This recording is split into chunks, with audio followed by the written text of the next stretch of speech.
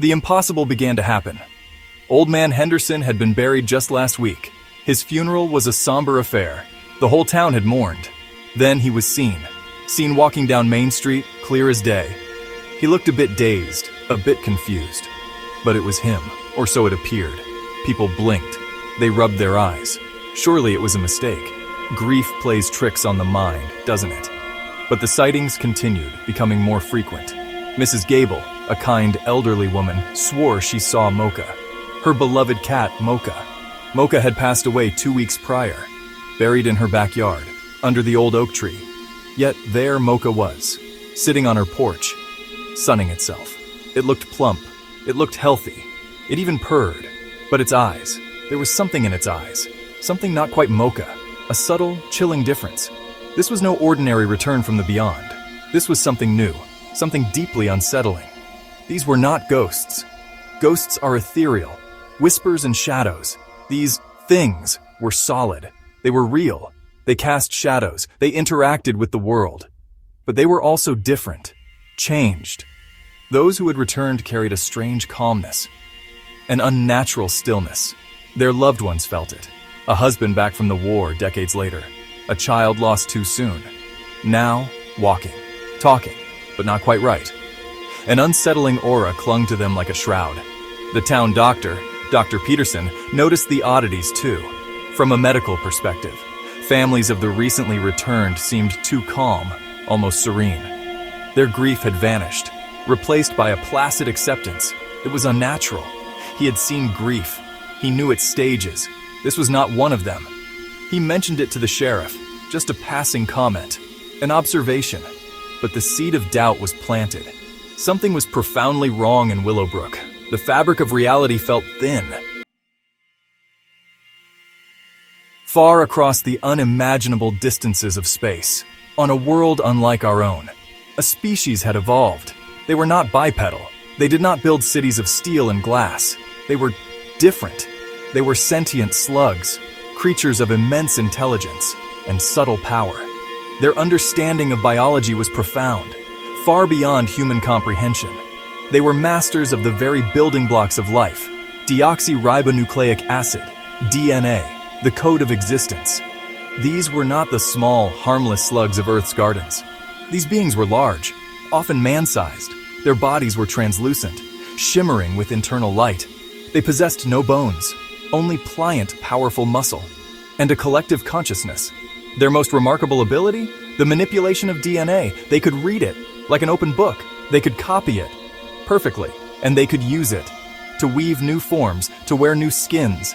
Their biological artistry was absolute. Their homeworld was dying, a cosmic catastrophe, a dying star, or perhaps a depleted planet. The details are lost to us. What matters is their journey. They became cosmic nomads, traveling through the void in vast, silent ships, searching for a new home, searching for new resources, and searching for new forms to inhabit. Earth, with its rich biosphere, its abundance of life, it was an irresistible beacon, a perfect laboratory, a new beginning for them, a potential end for others. They did not seek conquest in the traditional sense, not with warships and lasers. Their invasion was quieter, more insidious, more terrifying. They sought to integrate, to replace, to become. They needed templates, recently deceased organisms, where the DNA was still fresh, still viable, the cellular structure intact. Willowbrook Cemetery was not just a graveyard. It was a doorway, a resource, a foothold on a new world.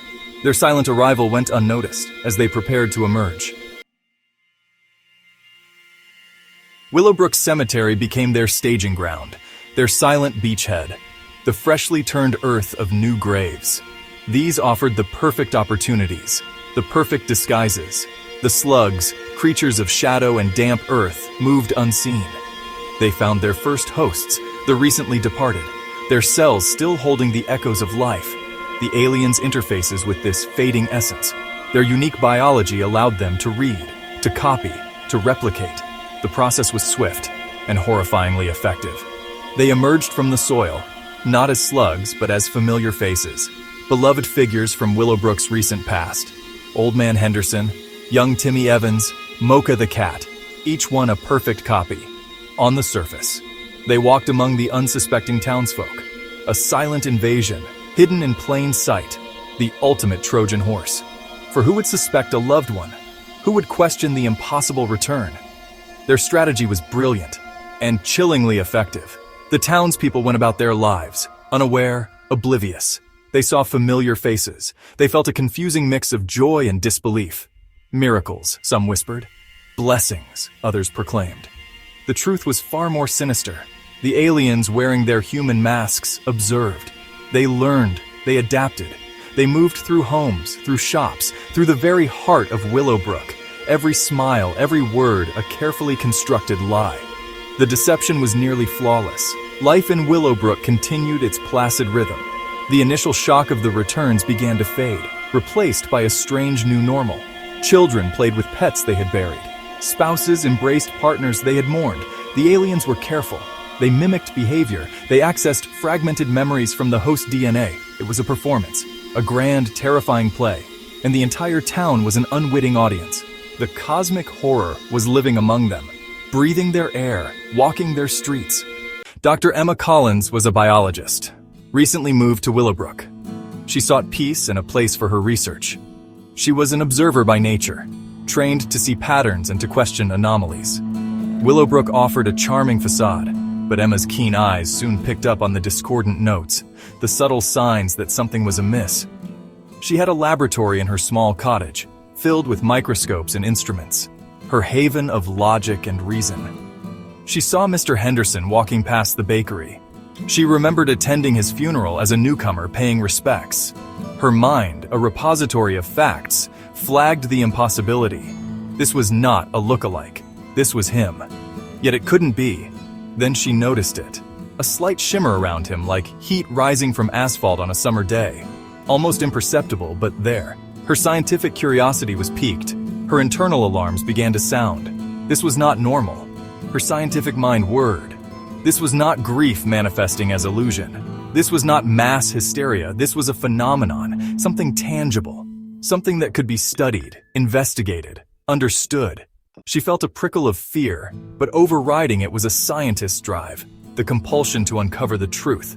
No matter how strange or how disturbing, she decided to investigate, discreetly, carefully. The town was already on edge. She needed facts, not speculation. She started her investigation at the source, the cemetery. She collected soil samples near the newest graves. She took air quality readings. She used a portable spectrometer, noting unusual energy fluctuations, especially around the areas where the returned had first been seen. Her unease grew with each reading, each observation. The data painted a strange picture. Something was interacting with the local environment, something powerful and utterly alien. The peace of Willowbrook felt like a lie. Emma knew she couldn't fight this alone. She needed allies. She started with Sheriff Brody, a man of logic, a man respected in town. She presented her findings, the microscope images, the energy readings, the video footage of the subtle shimmer around the returned. Sheriff Brody was skeptical at first, naturally. Alien slugs? It was a lot to take in. But Emma's methodical presentation, her calm conviction, the sheer strangeness of her evidence, it began to erode his disbelief. Fear was the first reaction, then anger, then a dawning resolve. Sheriff Brody was a protector, and his town was threatened. He brought in others, Martha, the town librarian, surprisingly resourceful, with a vast knowledge of obscure subjects. Then he contacted Rick Lancaster, a retired electrical engineer. Mr. Lancaster's mind was still sharp as a tack. A small group formed, ordinary people, teachers, shopkeepers, farmers, united by a common, terrifying threat. They were the first line of defense, Willowbrook's resistance. Their plan needed to be strategic and daring. They couldn't fight the aliens directly, not with force. The aliens were too well hidden, too integrated. They needed to expose them, to reveal their true forms to the entire town. If people saw the slugs, if they understood the deception, then perhaps they could fight back. But how to force the reveal? Emma returned to her research, studying the alien cells, looking for a weakness, a chink in their biological armor. Every hour counted. Emma pored over her notes. The alien cells were incredibly adaptive. But their mimicry was an active process, requiring constant, subtle energy.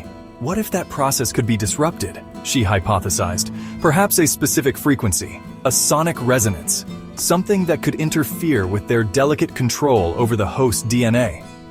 Mr. Lancaster, the engineer, lit up at the idea. He knew about frequencies. He knew about building emitters. It was a long shot, but it was their only shot. The seeds of resistance were sown, ready to sprout and grow. The sonic attack was devastating to the slugs. The specific frequency resonated through their gelatinous bodies, disrupting their delicate neural pathways, the pathways that maintained their stolen forms. Their disguises melted away, leaving them exposed, vulnerable. Without their human masks, they were disoriented, their primary advantage gone. The high-pitched sound was an agony to them. They recoiled, thrashing in confusion and pain. The carefully constructed illusion shattered into a million pieces, revealing the stark alien reality. Unable to withstand the sonic assault, unable to maintain their charade, the slugs retreated. They slithered away from the town square, desperate to escape the unbearable sound. Some tried to burrow into the earth. Others fled towards the outskirts of town, presumably towards a hidden ship or some other point of egress. Willowbrook was free. The immediate threat had passed. The townspeople watched them go, a mixture of terror, disgust, and profound relief washing over them. They had faced the abyss and survived. The aftermath was surreal. Willowbrook was quiet again, but it was a changed quiet, a heavy quiet. Relief mingled with deep trauma. How do you process such an event? How do you mourn a loved one twice, once for their death, and again for the monstrous deception? Trust was fractured. The familiar had become alien. The town needed to heal, not just physically, but emotionally, psychologically. The returned were gone, leaving behind only questions and the chilling memory of what lay beneath. Willowbrook rebuilt, slowly, carefully. They were stronger now, wiser. They had looked into the vastness of the cosmos and seen that it was not always benign, not always friendly. The universe held wonders, but also terrors. Vigilance became their new normal. They formed a town watch. They invested in new technologies. Inspired by Emma's work, they knew they might not be the only town, the only planet. The slugs or others like them could return. Willowbrook would be ready, always watching the stars, forever changed, forever vigilant.